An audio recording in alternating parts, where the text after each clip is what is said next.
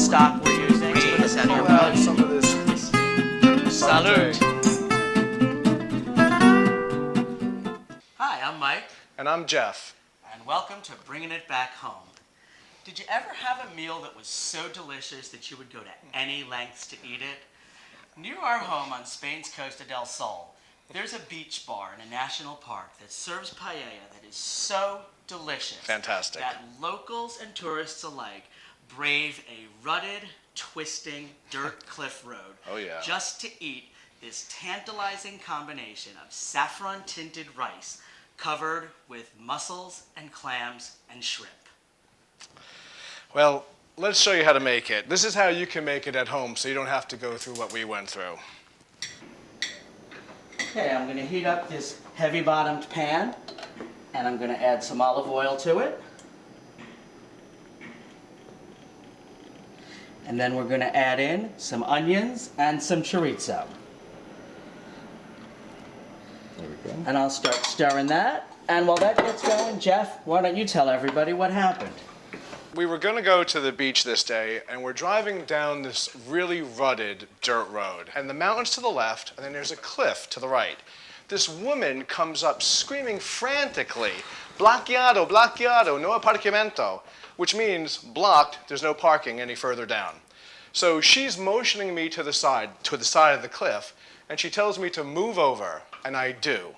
Moves over, and the next thing you know, we're kind of on the edge of the cliff there. And this other truck comes backing up at us. Second truck. Second truck. And the guy's motioning for us to move over, and Jeff tucks in the side mirror, shifts into first, and starts to turn to the right and move forward. And I said, "Don't move over any farther." And the next thing you know, we are right there. Absolutely. On the edge of the cliff, and we're stuck there. We have no idea what to do. So we keep sitting there trying to figure out what we're going to do, and we really have no idea because we're now on the edge of a cliff. We're actually going to add the rice right now and start toasting that up. Yeah, we're at the point where the onions and the chorizo have softened, and the chorizo is coloring the onions. So we're just going to stir this for Okay, so now the rice is toasted. We're going to start adding liquid a little bit at a time. Keep stirring until that liquid is absorbed. So we have some chicken broth here that we're stirring in. I turned to Mike and I said, "Okay, I've got an idea. We've gotten ourselves into this. We can definitely get ourselves out. So I'm going to put the car into reverse. I'm going to gun the engine, get a little bit of traction, and then get the car back up over the edge. Everything will be fine."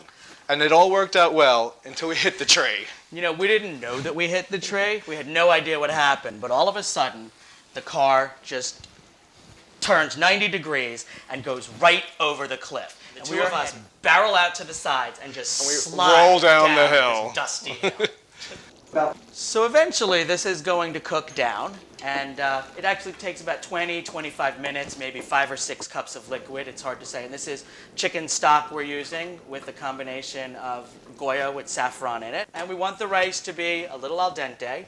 And what we're going to do next is transfer this into a paella pan, and we'll decorate the top with shellfish.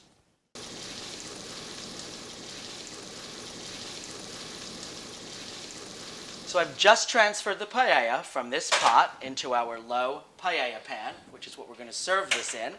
And I'm going to grab out my shellfish. Here, why don't you take that, and I'll hold on to this. And I'm going to bring this right over to here, and we're going to decorate the top. These have already been cleaned and placed in clear water so that they give up their sand.